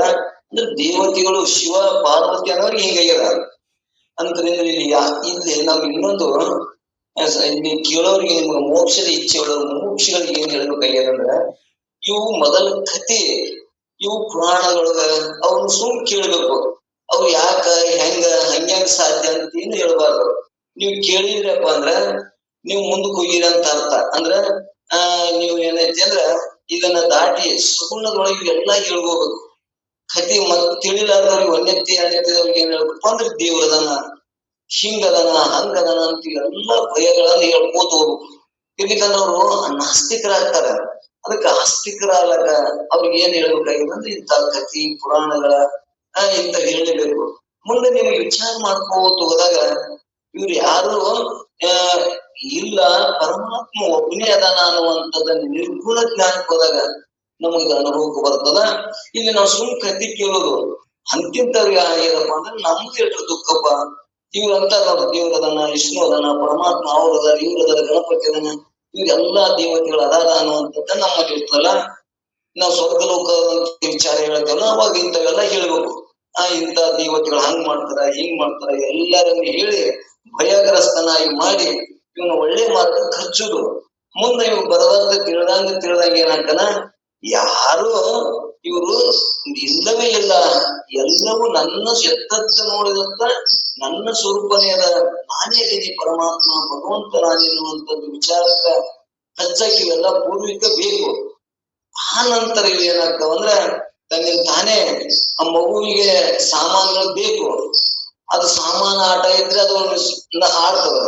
ಅದು ನಿತ್ಯ ಹತ್ತು ಅಂದ್ರೆ ಕೈಯಾಗ ಸಾಮಾನ ರೊಕ್ಕ ಎಲ್ಲಾ ಬಿಟ್ಟು ಹೆಂಗ್ ಹೋಗ್ಬಿಡ್ತಾವ. ಜ್ಞಾನ ಆಯ್ತು ಅಂದ್ರೆ ಇವು ಕಡೆ ಲಕ್ಷ್ಯ ಹೋಗುದಿಲ್ಲ. ಇವು ಕಥಿಗಳು, ಪುರಾಣ, 18 ಪುರಾಣ, 10 ಶಿವನ ಪುರಾಣ ಹೇಳ್ಕೊತ ಬಂದಾರ. ಇವೆಲ್ಲ ಯಾಕೆ ಹೇಳ್ಕೋತ ಬಂದಾರಂದ್ರ ಜನರ ಆಸ್ತಿಕರನ್ನ ಮಾಡಾಕ ಇವೆಲ್ಲ ಹೇಳ್ಕೋತ ಒಂದು ಧರ್ಮ, ಒಂದು ಪರಮಾತ್ಮನ ಚಿಂತನೆ ಬರ್ಲಿ ಅನ್ನುವಂಥದ್ದನ್ನ ಇವೆಲ್ಲರೂ ಹೇಳ್ಕೋತ ಹೊಂಟಾರ ಅನ್ನೋದು ನಮ್ಗ ತಿಳಿಯಾಗ ಮೊದಲು ಗಟ್ಟಿ ಇರ್ಬೇಕಿದ್ರು. ಗಟ್ಟಿ ಮಾಡ್ಕೊಂಡು ಇವ್ ಕೇಳ್ಬೇಕು. ಇರ್ಲಿಕ್ಕಂದ್ರೆ ಏನ್ ಮಾಡ್ತಾರ ಇವು, ಅವ್ರಿಗೆ ಹೆಂಗ್ ಸಾಧ್ಯ, ಹಿಂಗೆ ಹೆಂಗ್ ಸಾಧ್ಯ, ಶಿವ ಹೆಂಗ್ ಬಡತಾನ, ಶಿವ ಆಕಾರ ರೂಪದವನು, ಇಲ್ಲಿ ಏನ್ ಹೇಳ್ಕೊತ ಬಂದಾರ ನಮ್ಗೆ ವೇದಾಂತ ಕೇಳಿದಾರಲ್ಲ ಅವ್ರು ಸಂಶಯ ಮಾಡ್ತಾರ. ಹೆಂಗ ಶಿವ ಪಾರ್ವತಿ ಅದಾನ ಮತ್ತು ಗಣಪತಿ ಅದಾನ, ಇವ ಮತ್ತ ದಕ್ಷಿಣನ್ನ ಕೊಂದದ, ವೀರಭದ್ರ ಹುಟ್ಟದ, ಇವೆಲ್ಲ ಏನ್ ಮಾಡ್ತಾವ ಗೊಂದಲ ಹಿಡಿತಾವ. ಅದಕ್ಕಲ್ಲಿ ನಾವು ಏನಲ್ಲಿ ಹೆಚ್ಚಿಗೆ ಮಾಡ್ಬೇಕಪ್ಪ ಅಂದ್ರೆ ಪುರಾಣಗಳ ಕಥೆಗಳು ಬೇಕು, ಪುರಾಣ ಬೇಕು. ಬೇಡದಾಗ ನಮ್ಗೆ ಗುರುತಾದಾಗ ಮುಂದೆ ಯಥಾರ್ಥ ಜ್ಞಾನ ಆದಾಗ ಇವೆಲ್ಲವೂ ಕೂಡ ಅವ್ಗೆ ಏನ್ ಅನ್ನಿಸ್ತದ, ಇವು ಪುರಾಣದ ಕಥೆಗಳು ಅನ್ನುವಂಥದ್ದು ನಮ್ಗೆ ಗುರುತಾಗ್ತದ. ಅದಕ್ಕಾಗಿ ಇದು ನಮ್ಗೆಲ್ಲರಿಗೂ ಸ್ಪಷ್ಟ ಇದೆ. ಮುಂದ ಭವ್ಯ ವಾಹನಗಾದ ಕೇಳು ದಕ್ಷ ಬ್ರಹ್ಮ ಯಜ್ಞದಲ್ಲಿ ವಿಭಾಗವನ್ನು ದೇವತೆಗಳು ಹಂಚುವ ಅಗ್ನಿದೇವನು ಮೊದಲು ಶಿವನಿಗೆ ಅವಿರ್ಭಾಗವನ್ನು ಮುಟ್ಟಿಸದ ಕಾರಣ ವೀರಭದ್ರನು, ಎಲೆ ಅಗ್ನಿಯೇ, ಶಿವದ್ರೋಹಿಗಳ ಗ್ರಹದಲ್ಲಿ ನೀನು ಊಟ ಮಾಡಲಿಕ್ಕೆ ಬರುವಿಯಾ ಎಂದವನೇ 7 ನಾಲಿಗೆಯನ್ನು ಕಿತ್ತಿ ಕರಗಳನ್ನು ಖಂಡಿಸಿದನು.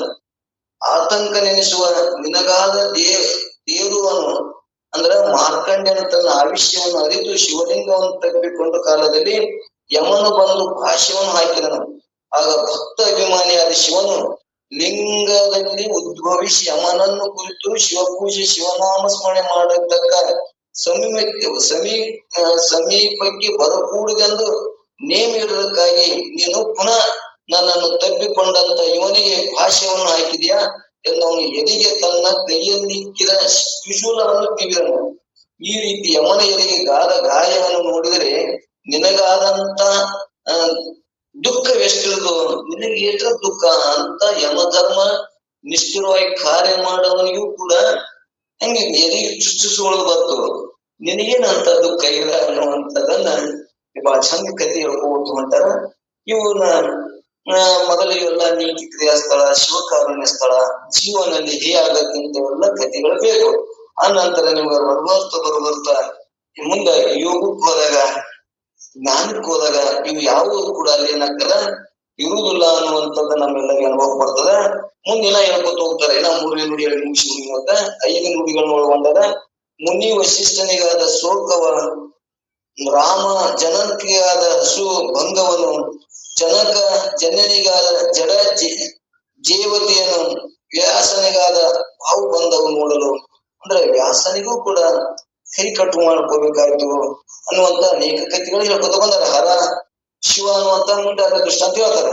ಅಂದ್ರೆ ಇಲ್ಲಿ ಮುನಿ ವಶಿಷ್ಠನಿಗಾದ ಶೋಕವನ್ನು ಅನ್ನುವಂಥದ್ದನ್ನ ಇಲ್ಲಿ ಹೇಳಬೇಕಾದ.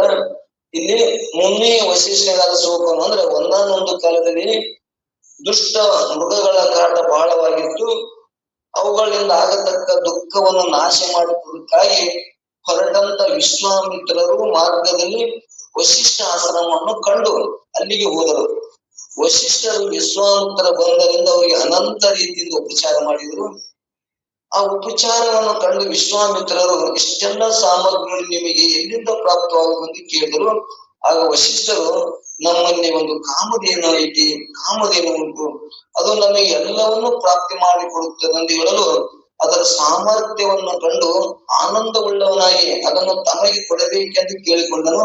ಆಗ ವಶಿಷ್ಠರನ್ನು ತನ್ನೊಡನೆ ಬಂದರೆ ಕರೆದುಕೊಂಡು ಹೋಗಿರೆಂದು ಹೇಳಿದನು. ಅವಾಗ ಅದು ಏನಿಷ್ಟೆಲ್ಲ ಸಾಮಗ್ರಿಯನ್ನು ಒದಗಿಸುವಂತ ಏನು ಕಾಮಧೇನು ಏನದಲ್ಲ ಆಕಳು, ಅದು ನನಗೆ ಕೊಡು ಅನ್ನುವಂಥದ್ದನ್ನು ವಿಶ್ವಾಮಿತ್ರ ಕೇಳಿದಾಗ ಆ ವಶಿಷ್ಠರು ಬಂದ್ರೆ ಅದನ್ನು ಕರ್ಕೊಂಡು ಹೋಗು ಅನ್ನುವಂಥದ್ದನ್ನು ಹೇಳಿದ್ರು. ಆಗ ವಿಶ್ವಾಮಿತ್ರ ಅದನ್ನು ಕರ್ಕೊಂಡು ಹೋಗೋದಕ್ಕೆ ಎಷ್ಟೇ ಪ್ರಯತ್ನ ಮಾಡಿದರೂ ಹೋಗಲಿಲ್ಲ. ಆಗ ಅದನ್ನು ಬಲಾತ್ಕಾರದಿಂದ ಒಯ್ಯಬೇಕೆಂದು ಪ್ರಯತ್ನಿಸಲು ಆ ಕಾಮಧೇನು ತನ್ನ ಸಾಮರ್ಥ್ಯದಿಂದ ಅನೇಕ ಜನ ಸೈನಿಕರನ್ನು ಉತ್ಪತ್ತಿ ಮಾಡಿ ವಿಶ್ವಾಮಿತ್ರ ಸೈನ್ಯವನ್ನೆಲ್ಲ ಸೋಲಿಸಿಬಿಟ್ಟಿತು. ವಿಶ್ವಾಮಿತ್ರರು ಪರಾಜಯ ಹೊಂದಿದರು ಮತ್ತು ಬ್ರಹ್ಮ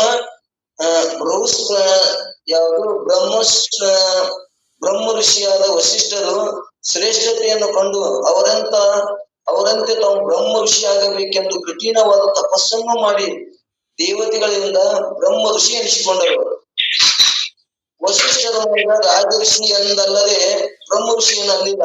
ಇದನ್ನು ಕೇಳಿ ವಿಶ್ವಾಮಿತ್ರನು ಮತ್ತಿಷ್ಟು ಮಾಡಿ ನಿನ್ನ ಮಕ್ಕಳೆಲ್ಲ ಸತ್ತು ಹೋಗಲೆಂದು ಶಾಪ ಕೊಟ್ಟನು. ಅದರಂತೆ ವಶಿಷ್ಠರು ವಿಶ್ವಾಮಿತ್ರ ಶಾಪಕ್ಕೆ ಒಳಗಾಗಿ ಮಕ್ಕಳನ್ನು ಕಳೆದುಕೊಂಡು ದುಃಖಿಗಳಾದರು. ಇಂಥ ದುಃಖವಂತೂ ನಮಗೆ ಪ್ರಾಪ್ತಿಯಾಗಿಲ್ಲ. ಆದ್ರೆ ಅಂತ ವಶಿಷ್ಠರಿಗೆ ಒಂದು ಒಳ್ಳೆ ಕಾರ್ಯ ಮಾಡೋರಿಗೂ ಕೂಡ ಯಾರು ವಿಶ್ವಾಮಿತ್ರ ದುಷ್ಟ ಏನ್ ಮಾಡಿದಂದ್ರ ಆ ಬಲಾತ್ಕಾರವಾಗಿ ಆಕಳನ್ನು ಕರ್ಕೊಂಡು ಹೋಗ್ಲಾಕ ಪ್ರಯತ್ನ ಮಾಡ್ದ, ಕಾಮಧೇನನ್ನು ಕರ್ಕೊಂಡು ಹೋಗ್ಲಾಕ ಮಾಡ್ದ. ಕಾಮಧೇನು ತನ್ನ ಸಾಮರ್ಥ್ಯದಿಂದ ಅನೇಕ ಸೇನೆಗಳನ್ನ ಮಾಡಿ ಸೋಲಿಸಿ ಬಿಡ್ತು. ಸೋಲಿಸಿದ್ರು ಕೂಡ ಅವಾಗ ಏನಾಯ್ತು, ನಾಚಿಗೆ ಹೋಗಲಿಲ್ಲ.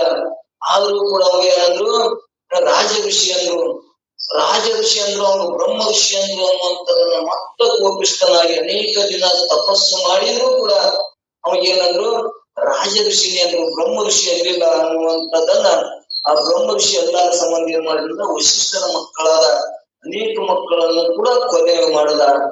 ಅಂದ್ರ ಅಂತ ಋಷಿ ಮುನಿಗಳಿಗೆ ಇಂತ ದುಃಖ ಕೊಲೆ ಮಾಡ್ಬೇಕಂದ್ರ ಹೆಂಗಾಗ್ತದ? ನಮ್ಮಲ್ಲಿ ಒಬ್ರು ಯಾರೋ ಸತ್ರ ಎಷ್ಟೋ ನೋವಾಗ್ತದ, ಯಾರು ಕೊಂದಿದ್ರೆ ಹೆಂಗಾಗ್ತದ ಅಂದ್ರ ನಮ್ಗೆ ಎಲ್ಲರಿಗೂ ಗೊತ್ತಾಗಿದೆ ಹೆಂಗಾಗ್ತದ ಅನ್ನುವಂಥದನ್ನ. ಅಂತ ಋಷಿ ಮುನಿಗಳಿಗೂ ಕೂಡ ತಪಸ್ವಿಗಳಿಗೂ ಕೂಡ ಅಂತ ದುಃಖವನ್ನ ಅನುಭವಿಸ್ಯಾರಂದ್ರ ನಮ್ಮಂತವ್ರು ಯಾವ ದುಃಖಪ್ಪ? ಅದಕ್ಕೆ ನಾವು ಏನ್ ಮಾಡ್ಬೇಕಾಗಿರಂದ್ರ ಆ ದುಃಖವನ್ನು ಕಳ್ಕೋಬೇಕಾದ್ರ ಸುಖ ಸ್ವರೂಪನಾದ ಪರಮಾತ್ಮನನ್ನ ಆತ್ಮನನ್ನ ಭಜಿಸಬೇಕು. ಪರಮಾತ್ಮನನ್ನ ಭಜಿಸುವುದೇ ಒಂದು ಒಳ್ಳೆಯ ಪರಮಾತ್ಮನನ್ನ ಭಜಿಸಕಚ್ಚುವುದೇ ಉದ್ದೇಶ ಅನ್ನುವಂಥದ್ದನ್ನು ನಾವು ಗಟ್ಟಿ ಮಾಡ್ಕೊಳ್ಳೋಣ. ಇನ್ನ ಅನೇಕ ಕಥೆಗಳ ನಮ್ಗೆಲ್ಲರಿಗೂ ಗೊತ್ತಾವ. ರಾಮ ಜನಕನಿಗಾದ ಅಸುಭಂಗವನು ಅಂದ್ರೆ ಇಲ್ಲಿ ರಾಮ ಜನಕನಿಗಾದ ಅವರಿಗಾದಂತ ದುಃಖವನ್ನು ವಿಚಾರ ಮಾಡಿದಾಗ ನಮ್ಮದೇ ದುಃಖ ನೋಡು ಅನ್ನುವಂಥದ್ದನ್ನ ಇಲ್ಲಿ ಹೇಳಿ ಮತ್ತೆ ಮುಗಿಸಿ ನಾಳೆ ಮತ್ತೆ ವಿಚಾರ ಮಾಡೋಣ. ಏನಪ್ಪಾ ಅಂದ್ರ ದೇವತೆಗಳು ದಾನವರಿಗೆ ಯುದ್ಧ ನಡೆದ ಕಾಲದಲ್ಲಿ ದೇವತೆಗಳ ದಾನವರ ನಾಶಕ್ಕಾಗಿ ದಶರಥನು ಸಹಾಯಕ್ಕೆ ಹೇಳಿದರು. ಇವರ ಇಚ್ಛೆಯಂತೆ ಒಡಂಬಟ್ಟು ದಶರಥನು ಯುದ್ಧಕ್ಕೆ ತೆರಳಿದನು. ಯುದ್ಧದಲ್ಲಿ ದಶರಥನ ಸಾರಥಿ ಮರಣ ಹೊಂದಿದನು. ಆಗ ದಶರಥನ ಹೆಂಡತಿಯಾದ ಕೈಕೇಯಿಯು ಸಾರಥಿಯಾಗಿ ಅನೇಕ ಸಂಕಷ್ಟಗಳಿಂದ ದಶರಥನನ್ನು ಪಾರು ಮಾಡಿದಳು. ದಶರಥನು ಇದನ್ನೆಲ್ಲ ನೋಡಿ ಸಂತೋಷಭರಿತನಾಗಿ ಬೇಕಾದ 2 ವರಗಳನ್ನು ಬೇಡಿಕೊಂಡ ಎಂದು ಹೇಳಿದನು. ಯಾರು? ಕೈಕೇಯಿ. ಏನಾಯ್ತು ಅಂದ್ರ ದಶರಥನ ರಥಿಕ ಅಂದ್ರ ಏನಾದ ರಥ ನಡೆಸವ ಅವ ಯುದ್ಧದೊಳಗ ಸಾವನ್ನಪ್ಪಿದಾಗ ಇದನ್ನ ಕಂಡು ತನ್ನ ಹೆಂಡತಿ ಕೈಕೇಯಿ ಏನಾದಂದ್ರ ಆ ಯುದ್ಧದ ಸಾರಥ್ಯವನ್ನು ವಹಿಸಿಕೊಂಡು ಗಂಡನನ್ನ ಜಯಿಸಿದಳು, ಗೆದ್ದಾಗ ಅವನು ಬಹಳ ಹೀಗಾಗಿ ಏನ್ ಮಾಡಿದ್ರೆ, ನೀ ಯಾರು ಬೇಡಿದ್ದ ವರವನ್ನು ಕೇಳು, ನೀನ್ ಬೇಡಿದ್ದನ್ನು ಕೊಡ್ತೀನಿ ಅಂತೇಳಿ ಆಕಿಗೆ ಏನ್ ಮಾಡಿದವ ವಚನ ಕೊಟ್ಟ. ಆ ವಚನ ಪ್ರಕಾರಕ್ಕೆ ಒಂದು ಸಂದರ್ಭದೊಳಗ ಏನ್ ಕೇಳಿದ್ರು ಅನ್ನುವಂಥದ್ದನ್ನ ನಮ್ಗೆಲ್ಲರಿಗೆ ಕೈ ಗುರ್ತದವು. ಆದ್ರೂ ನಿಜ ಇವ್ರು ಚಿಕ್ಕ ರಾಮರು ಇನ್ನಿಷ್ಟು ನಮ್ಗ ಸ್ಮರಣದಾಗ ಉಳಿಲಿ ಅಂತೇಳಿ ಒಳ್ಳೆ ಹೇಳ್ಕೋತ ಬಂದಾರ. ಅವಾಗ ರಾಮ ಇವತ್ತ ಅಂತ ವಿಷ್ಣು ಅವತಾರ ಪರಮಾತ್ಮನ ಅವತಾರ ತೊಟ್ಟು ಬಂದರೂ ಕೂಡ ಉದ್ಧಾರ ಮಾಡಕ್ಕಾಗಿ ಬಂದರೂ ಕೂಡ ಒಮ್ಮೆ ಮೋಹಿತನಾಗಿ ಮರೆತು ನಾನು ವಿಷ್ಣು ಪರಮಾತ್ಮನನ್ನು ಮರೆತು ನಾನು ದೇಹದಿನೇ, ನಾನು ರಾಜದಿನೇ, ರಾಮ ಅದಿನ ಅಂತ ತಿಳ್ಕೊಂಡಾಗ ಅವನು ಕೂಡ ಏನಾಯ್ತು ಅಂದ್ರ ಕತಿ ಕೇಳಿವೆ. ಅವನು ಎಲ್ಲ ಪಂಚಾಂಗ ಮುಹೂರ್ತವನ್ನು ಕೇಳಿ ಇವತ್ತ ಪಟ್ಟಾಭಿಷೇಕ ದಿನ ಇತ್ತು, ಹೊಸದಾಗಿ ಹೆಂಡತಿ ಬಂದಿದ್ದು, ಏನೋ ಸಂಕಲ್ಪ ಕಲ್ಪನೆ ಇಟ್ಟುಕೊಂಡು ರಾಜನಾಗ್ತೀನಿ ಅಂತೇಳಿ ಬಹಳ ಹಿಗ್ಲಿಗಿದ್ದ. ಅವಾಗ ಎಲ್ಲಾ ಪಂಚಾಂಗ ಜ್ಯೋತಿಷ್ಯ ಎಲ್ಲಾರ ಬಾಯಿಗೆ ಕೇಳಿದ್ರು ಕೂಡ ಅವ್ ಏನಾಯ್ತು ಅಂದ್ರ ಆ ಕೈಗೆ ಒಳ ಕೊಟ್ಟಂತ ದಶರಥನ ಮಾತುಗಳ ಕೊನೆಗೆ ಏನಾದ್ರು ಅಂದ್ರ ಅವಾಗ ವನವಾಸಕ್ಕೆ ಹೋಗೋದು ಬಂತು. ಆ ವನವಾಸಕ್ಕೆ ಹೋಗೋದು ಬಂದಾಗ ಅವ್ನಿಗೆ ಎಷ್ಟು ದುಃಖ ಆಗಿರ್ಬೇಕು. ಅಂತವರಿಗೆ ಇಂಥ ರಾಜವ ಪಟ್ಟಕಟ್ಟು ಸಮಯ ಮತ್ತು ಹೆಂಡತಿ ಹೊಸದಾಗಿ ಬಂದಂತ ರಾಣಿ ಆಗುವಂತ ಸಂದರ್ಭದೊಳಗ ನಾರ ಬಟ್ಟೆಯನ್ನು ಇಟ್ಟುಕೊಂಡು ಕೈ ಒಳಗ ಯುದ್ಧ ಬಾಣವನ್ನಿಟ್ಟುಕೊಂಡು ವನವಾಸಕ್ಕೆ ಹೋಗೋದಂದ್ರ ಎಷ್ಟು ದುಃಖ ಆಗ್ತದ. ಅಂತ ದೇವತೆಗಳಿಗೂ ಕೂಡ ಅಷ್ಟು ದುಃಖ ಆಗ್ಯದ. ನಮ್ಮಂತವ್ರ ಪಾಡೇನು, ನಾವೊಂದ್ ಬರೀ ಗ್ರಾಮ ಪಂಚಾಯತ್ ಆಗಿಬಿಟ್ರ ಚಿಂತೆ ಮಾಡ್ತೀವಿ, ಏನೇನು ಹಳೆ ಮಾಡಿ ವಿಷಾಪುರ ಹೋಗ್ತೀವಿ, ಮರ್ಯಾದೆ ಹೋಯ್ತು ಅಂತ ಹೇಳ್ತೀವಿ. ನಾವ್ ಅಂತವ್ರಿಗೆ ಆದವ್ರ ಪರಿಸ್ಥಿತಿಯಲ್ಲಿ ವಿಚಾರ ಮಾಡಿದ್ರೆ ನಿಮ್ದೆಷ್ಟು ಚಿಂತು, ಯಾಕೆ ಒಣ ಚಿಂತೆ ಮಾಡ್ತೀವಿ, ಬಿಟ್ಟು ಬಾ ಸತ್ಸಂಗಕ್ಕ, ಮಾಡು ಭಗವಂತನನ್ನು ಭಜಿಸು ಅನ್ನುವಂಥದ್ದು ಇಂಥವೆಲ್ಲರಿಗೂ ಕೂಡ ನಮ್ಗೆ ಏನ್ ಮಾಡಕತ್ತಾರ, ನಮ್ಮ ಚಿಂತೆಗಳು ನಮ್ಮ ಒಣ ಸಾಯಮಯ ವ್ಯಕ್ತಗಳಿಗೆ ಸಮಯವನ್ನ ಹಿಂಗ್ ಸದುಪಯೋಗ ಬಳಸುವಲ್ಲಿ ಅನ್ನುವಂಥದ್ದನ್ನ ಇಲ್ಲಿ ನಿಜವಾದ ಒಂದು ಕಕಲಾತಿನಿಂದ ನಮ್ಗೆ ಹೇಳ್ಕೊತ ಬರ್ತಾರ. ಇನ್ನ ಸನಾತನಿಗಾದ ಜಡ ಜೀವತೆಯನ್ನು ಅಂದ್ರೆ ಇಲ್ಲಿ ಏನ್ ಹೇಳ್ಕೊತ ಬರ್ತಾರಂದ್ರ ಒಂದಾನೊಂದು ಕಾಲದಲ್ಲಿ ಸನತ್ ಕುಮಾರನು ಅನೇಕ ತಪಸ್ಸುಗಳೊಡನೆ ಕಾಶಿಯಲ್ಲಿ ತಪಸ್ಸು ಮಾಡುತ್ತಿದ್ದನು. ಯಾರು? ಸನತ್ ಕುಮಾರನು. ಸನತ್ ಕುಮಾರನ ಅಂದ್ರ ತನ್ನ ತಂದೆ ತಾಯಿಗಳನ್ನ ಪ್ರೀತಿ ಅವ ಏನ್ ಹೆಗಲ ಮ್ಯಾಗ ಹೊತ್ತು ಏನ್ ಎಲ್ಲಾ ವಿಶ್ವವನ್ನು ತಿರುಗಿದ್ನಲ್ಲ ಅಂತ ಸನತ್ ಕುಮಾರನಿಗೆ ಆದ ಒಂದು ದಿವಸ ಅಕಸ್ಮಿತ ಪಾರ್ವತಿ ಪರಮೇಶ್ವರರಿಗೆ ಪ್ರಾಪ್ತರಾದರು. ಆಗ ಎಲ್ಲಾ ತಪಸ್ಸುಗಳು ಎದ್ದು ನಮಸ್ಕಾರ ಮಾಡಿದರು. ಎಲ್ಲಾ ತಪಸ್ವಿಗಳು ಎದ್ದು ನಮಸ್ಕಾರ ಮಾಡಿದರು. ಆದ್ರೆ ಶಿವನೇ ತಾನೆಂದು ತಿಳಿದ ಶಿವನಿಗೂ ತನಗೆ ಭೇದವನ್ನು ಕಾಣದೆ ಕೂತಂತ ಸನತ್ ಕುಮಾರನು ಮಾತ್ರ ಹೇಳಲಿಲ್ಲ. ಇವನು ಎದ್ದು ನಮಸ್ಕಾರ ಮಾಡದಿರುವುದನ್ನು ಪಾರ್ವತಿ ನೋಡಿ ಇವನು ಯಾರೆಂದು ಕೇಳಿದಳು. ಆಗ ಪರಮೇಶ್ವರನಿಗೆ ಇವನೇ ನನ್ನ ನಿಜವಾದ ಭಕ್ತನೆಂದು ಹೇಳಿದನು. ಇವನಿಂದ ನಮಸ್ಕರಿಸಿಕೊಳ್ಳುವನೆಂದು ಹಠ ಹಿಡಿದು ಎಲ್ಲೋ ಸನತ್ ಕುಮಾರನೇ ಹೇಳು, ನಾವು ಸಾಕ್ಷಾತ್ ಪಾರ್ವತಿ ಪರಮೇಶ್ವರ ಬಂದಿದ್ದೇವೆ ನೋಡೆಂದಳು. ಆದರೂ ಸನತ್ ಕುಮಾರನು ಹೇಳಲೇ ಇಲ್ಲ. ಕೇವಲ ಅವನ ಮನಸ್ಸು ಸ್ವರೂಪದಲ್ಲಿ ಮುಳುಗಿ ಹೋಗಿತ್ತು. ಆ ಪರಮಾತ್ಮನ ಸ್ವರೂಪದಲ್ಲಿ ಮನಸ್ಸು ಮುಳುಗಿ ಹೋಗಿತ್ತು. ಆದ ಕಾರಣ ಅವನು ಹೇಳಲಿಲ್ಲ. ನಾನು ಮಾತನಾಡಿದರೂ ಇವನು ಹೇಳಲಿಲ್ಲ. ಮಹಾ ಗರ್ವಿಷ್ಠಿಯಾಗಿದ್ದಾನೆಂದು ತಿಳಿದು ನಿನಗೆ ಒಂಟಿ ಜನ್ಮ ಬರಲೆಂದು ಅವನಿಗೆ ಶಾಪ ಕೊಡುವಂತಳಾದರು. ಪಾರ್ವತಿ ಅವನಿಗೆ ಏನ್ ಮಾಡಿದ್ಲು, ನಿನಗೆ ಒಂಟಿ ಜನ್ಮ ಬರಲೆಂದು ಶಾಪ ಕೊಟ್ಟಳು. ಆಗ ಅವನಿಗೆ ಒಂಟಿ ಜನ್ಮ ಪ್ರಾಪ್ತವಾಯಿತು ಅನ್ನುವಂಥದ್ದನ್ನ ನಾವು ಇದು ಕಥೆ ಕೇಳ್ಕೊಂತ ಬಂದೇವಿ. ಯಾರಿಗೆ? ಸನತ್ ಕುಮಾರಿಗೆ ಆದ ಕಥೆಯನ್ನು.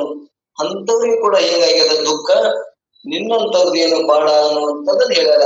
ಮತ್ತು ವ್ಯಾಸನಿಗಾದ ಭಾವ ಬಂಧವ ನೋಡಲು ವ್ಯಾಸ ಮುನಿಗೂ ಕೂಡ ಅಲ್ಲಿ ಏನಾಯ್ತು ಅಂದ್ರೆ ಶಿವ ಮತ್ತು ವಿಷ್ಣು ಹೆಚ್ಚು ಕಮ್ಮ ಅಂದೊಳಗೆ ನಮಗೂ ಕೂಡ ಕೈಗಳು ಕಟ್ಟಾಗಿ ಹೋದವು ಅನ್ನುವಂಥದ್ದನ್ನ ಇಲ್ಲಿ ಕಥೆ ಹೇಳ್ಕೊತ ಹೋಗ್ತಾರೆ. ವ್ಯಾಸ ಮುನಿಯು ಪರಶಿವನ ಕೃಪೆಯಿಂದ ಸರ್ವವಿದ್ಯೆ ವಿಶಾಲನಾಗಿ ಒಂದಾಗಿದ್ದ ವೇದವನ್ನು 4 ಭಾಗಗಳನ್ನು ಮಾಡಿ 4 ಬೇರೆ ಬೇರೆ ಹೆಸರಿಟ್ಟು 4 ಮಂದಿ ತನ್ನ ಶಿಷ್ಯರಿಗೆ ಉಪದೇಶಿಸಿದನು. ಆಮೇಲೆ ಸೂತ್ರವನ್ನು ರಚಿಸಿದನು. ಅದೇ ಬ್ರಹ್ಮಸೂತ್ರವೆಂದು ಪ್ರಸಿದ್ಧವಾಗಿರುತ್ತದೆ. ಈ ರೀತಿ ಸೂತ್ರ ಸ್ಮೃತಿ ಪುರಾಣವನ್ನು ರಚಿಸಿ ಶ್ರೇಷ್ಠನೆಂದೆನಿಸಿಕೊಂಡರೂ ಸಹ ಹರಹರರಲ್ಲಿ ಭೇದವನ್ನು ಮಾಡಿ ಪರಮಾತ್ಮ ಮತ್ತು ಯಾರಪ್ಪ ಅಂದ್ರೆ ಇವ ವಿಷ್ಣು, ಶಿವ ಮತ್ತು ವಿಷ್ಣುರಲ್ಲಿ ಭೇದ ಮಾಡಿದಕ್ಕಾಗಿ ಅವ ಏನ್ ಮಾಡಿದಂದ್ರೆ ಸರ್ವೋತ್ತಮನಾದ ಹರಿಯೇ ಸರ್ವೋತ್ತಮನೆಂದು ಶಿಷ್ಯರಿಗೆ ಹೇಳಿಬಿಟ್ಟನು. ಆ ಭೇದ ಮಾಡಿ ಅವ ಏನ್ ಮಾಡ್ತಿದ್ದ, ವ್ಯಾಸ ಹರಿಯೇ ಸರ್ವೋತ್ತಮನೆಂದು ಶಿಷ್ಯನಿಗೆ ಹೇಳ್ತಿದ್ದನು. ಆಗ ಶಿಷ್ಯರು, ಮುನಿಗಳೇ, ನಿಮ್ಮ ವಾಕ್ಯ ನಿಜವಾಗಿದ್ದರೆ ಕಾಶಿಯಲ್ಲಿ ವಿಶ್ವೇಶ್ವರ ಮುಂದೆ ನಿಂತು ಭಾವಗಳನ್ನು ಮೇಲೆತ್ತಿ ಪ್ರತಿಜ್ಞೆ ಪೂರ್ವಕವಾಗಿ ಹೇಳಿದ್ದಾದರೆ ನಿಮ್ಮ ವಾಕ್ಯವನ್ನು ನಿಜವೆಂದು ನಂಬುತ್ತೇವೆ ಎಂದು ಹೇಳಲು ಅಂದ್ರ ವ್ಯಾಸರು ಏನ್ ಮಾಡಿದ್ರು, ಹಿಂಗ ಹರಿಯೇ ಉತ್ತಮ ಅಂತ ಹೇಳಿದಾಗ ಅವನ್ನ ಕೇಳುವಂತ ಶಿಷ್ಯರಿಗೆ ಸಂಶಯ ಬಂತು. ನೀವು ಹರಿನೇ ಉತ್ತಮನ ಅಂತ ಹೇಳಿದ್ರ ನೋಡ್ರಿ ಕಾಶಿ ವಿಶ್ವನಾಥನ ಮುಂದೆ ಕೈ ಎತ್ತಿ ನೀವು ಹೇಳಕತ್ರಿ, ಅವಾಗ ನಾವು ಒಪ್ಕೋತೇವೆ ಅಂತೇಳಿ ಶಿಷ್ಯರು ಹೇಳಿದಾಗ ಅವಾಗ ವ್ಯಾಸರು ಅದಕ್ಕೊಪ್ಪಿ ವಿಶ್ವೇಶ್ವರ ಸನ್ನಿಧಿಯಲ್ಲಿ ಬಾವುಗಳನ್ನು ಮೇಲೆತ್ತಿ ಹರಿಯೇ ಸರ್ವೋತ್ತಮನೆಂದು ಸಾರಿದರು. ಆಗ ಎತ್ತಿದ ಅವನ ಕೈಗಳು ಎತ್ತಿದಂತೆ ಹಾಗೆ ನಿಂತು ಬಿಟ್ಟವು, ಕೆಳಗೆ ಬಿಡಲಿಕ್ಕೆ ಬರಲೇ ಇಲ್ಲ. ಇಂಥ ಹಾನಿ ನಿನಗೆ ಆಗಲಿಲ್ಲ. ಇನ್ನು ಬಲಿ ಹರಿಶ್ಚಂದ್ರ ನಳ ಸಗದ ಕುಲ ಕ್ಯಾತ್ಯಾಯನಿ ಪಾಂಡವರು ಇವರು ಕಷ್ಟಗಳನ್ನ ನೋಡ್ರಿ ಎನ್ನುವಂಥದ್ದನ್ನ ಅಂತ ವ್ಯಾಸನಿಗೂ ಕೂಡ ಏನಾಯ್ತು ಅಂದ್ರೆ ಭಾವಗಳು ಕಟ್ಟಾದವು ಅನ್ನುವಂಥದ್ದನ್ನ ಕತೆ ಕೇಳಿದಾಗ ಮುಂದ ಹರಿಯನು ಮತ್ತು ಹರ ಒಂದೇ ಅಂತೇಳಿ ಅಲ್ಲಿ ವಿಶ್ವನಾಥ ನೀನೇ ಹರಿನು ನೀನೆ ಅಂತ ಪ್ರಾರ್ಥನೆ ಮಾಡಿದಾಗ ಅವನ ಕೈ ಬಂದು ಅನ್ನುವಂಥದ್ದನ್ನ ವ್ಯಾಸರಿಗಾದ ಹಾನಿ ಕಥೆಯನ್ನು ಅನ್ನುವಂಥದ್ದನ್ನ ಇದು ಹೇಳ್ಕೊತ ಬಂದ್ರ ಅಂತ ಎಲ್ಲರಿಗೂ ಕೂಡ 4 ವೇದಗಳನ್ನ ವಿಂಗಡಿಸಿ ಅವಕ್ಕೊಂದೊಂದು ಋಗ್ವೇದ, ಯಜುರ್ವೇದ, ಸಾಮವೇದ, ಅಥರ್ವ ವೇದ ಅಂತ ಬರೆದು ಅನುಭವವುಳ್ಳವನಾಗಿ ಬ್ರಹ್ಮಸೂತ್ರವನ್ನು ಬರೆದಂತ ವ್ಯಾಸರಿಗೆ ಅಂತ ಪಾಡಾಗಿ ಅಂದ್ರೆ ನಮ್ಮಂತ ಪಾಡೇನು ಅದಕ್ಕೆ ನಿರಹಂಕರಿಯಾಗಿ ಭಗವಂತನ ಚಿಂತನೆ ಮಾಡುವ ಪರಮಾತ್ಮನನ್ನ ಒಲಿಸುವ ಅನ್ನುವಂಥದ್ದನ್ನ ಭಕ್ತಿ ಉಳ್ಳವನಾಗಿ ಅನ್ನುವಂಥದ್ದನ್ನ ಒತ್ತು ಕೊಟ್ಟು ನಿಜಗುಂಡ್ರು ಏನ್ ಮಾಡಕತ್ತಾರಿಲ್ಲಿ ನೀತಿ ಉಳ್ಳವನಾಗು ಅನ್ನುವಂಥದ್ದನ್ನ ಒತ್ತಿ ಹೇಳ್ಕೋತ ಬಂದರ ಅಂತ ವಿಚಾರಗಳನ್ನ ಮತ್ತ ಸಮಯ ಬಾಳ ಆಯ್ತು. ಬರೀ ಕತಿ ಬಂದು ಸಮಯ ಬಾಳ ಆಯ್ತು.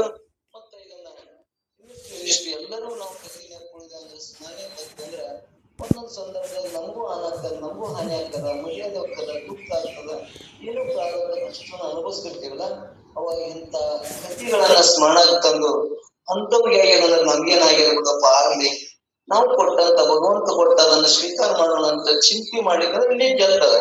ನನಗ್ ಇಂಥ ವಿದ್ಯೆ ನನಗ್ ಹಿಂಗ ಆಗಬಾರ್ದಾಗಿತ್ತು, ನಾ ಇಟ್ಟು ತಿಳಿದಿದ್ದೆ, ನಾ ಅಷ್ಟು ಶಾಣೆ ಇದ್ದೆ ಅಂತೇಳಿ ಏನಲ್ಲಿ ಅಹಂಕಾರಿ ಆಗಿ ಅಂದ್ರೆ ನಿನ್ಗೆ ಏನಾಗ್ತದ, ದುಃಖ ಆಗ್ತದ ಅನ್ನುವಂಥದ್ದ ನಾವೆಲ್ಲರೂ ಸ್ಪಷ್ಟತೆ ಮಾಡ್ಕೊಳ್ಳೋಣ. ಇಂಥ ವಿಚಾರಗಳನ್ನ ನಾವು ಒಳ್ಳೊಳ್ಳೆ ನಾವು ಮಲಕ ಹೋಗ್ತಾ ಇದ್ದೇವಂದ್ರ ನಮ್ಗ ಆ ಪರಮಾತ್ಮ ಕಡೆ ಮುಖಾಕಾರ ಅಹಂಕಾರ ಗರ್ವ ಕಮ್ಮ ಆಗ್ತದ ಅನ್ನುವಂಥದನ್ನ ತಿಳಿಸಿ ನಂದೊಂದೆರಡು ಮಾತುಗಳನ್ನ ಇವತ್ತು ಹೇಳೋ ಸಮಯ ಬಹಳ ಆಯ್ತು. ಇನ್ನು ಹೇಳೋದ್ರಾಗ ಹೆಚ್ಚು ಕಮ್ಮನ ಆಗ್ತಾವ. ಎಲ್ಲರೂ ಕೂಡ ತಮ್ಮನ್ನ ನನ್ನ ಕ್ಷಮಿಸ್ತೀನಿ ಅಂತೇಳಿ ನಂದೊಂದೆರಡು ಮಾತುಗಳನ್ನ ತಪ್ಪಿಸಿ ಮುಕ್ತಾಯ ಮಾಡ್ತಾರೆ. ಈ ಕಾರ್ಯಕ್ರಮದೊಳಗ ಭಾಗಿಯಾದಂತ ತಮ್ಮೆಲ್ಲರ ಶರಣರ ಪಾದಕ್ಕೂ ಕೂಡ ಶರಣು ಶರಣಾರ್ಥಿಗಳು. ಓಂ ನಮಃ ಶಿವಾಯ.